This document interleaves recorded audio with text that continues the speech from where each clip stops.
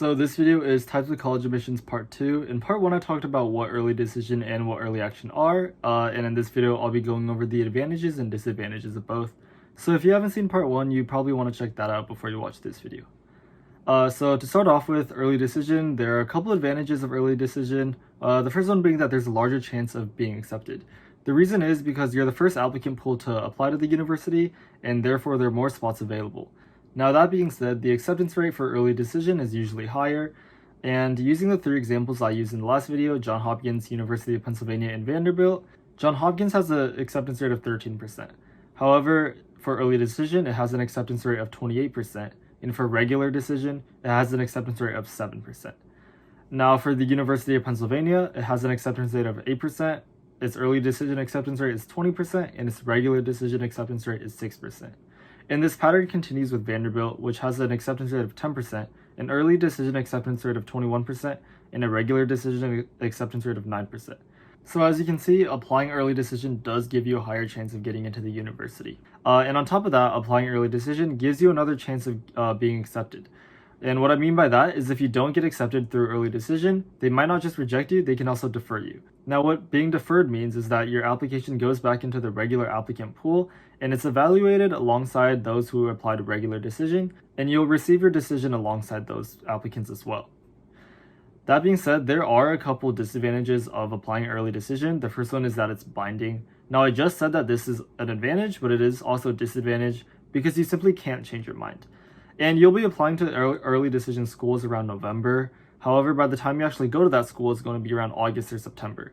And that's around 10 or 11 months in between, and a lot can change in that time. You might change your mind, you don't want to go to that school anymore, or you might find a school that's better for you, or in the case of this year, you might find out that the semester is going to be completely online and you don't want that. So you'll want to take things like that into account, and you want to make sure that the school you're applying early decision to is truly your number one school.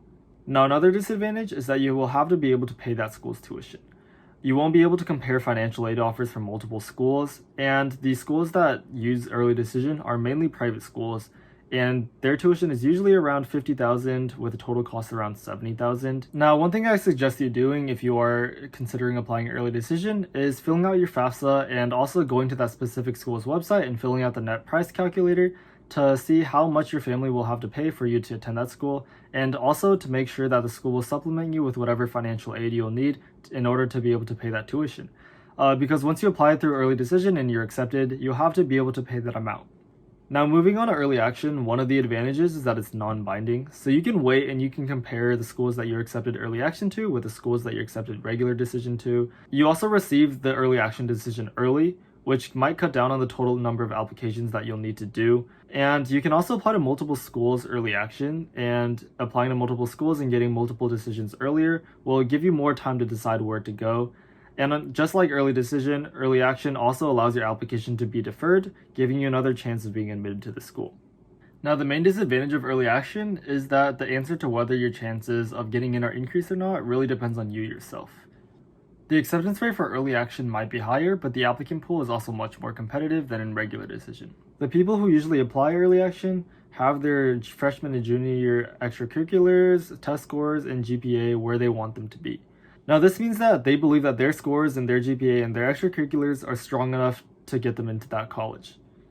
However, there are some applicants whose freshman and junior GPA, test scores, or extracurriculars are not where they want them to be, and if they're applying early action, then they're missing out on an entire semester to improve those. Therefore, applying early action can be an advantage or a disadvantage depending on the applicant themselves. However, one thing to note is that some universities might recommend that you apply early action if you're applying to a specific school or program because that school or program might be more competitive. For example, Santa Clara University recommends that its students who are looking to apply to the Levy School of Business apply through early action. And if the university recommends you to do so, that means that you would be at an advantage if you were to apply early action.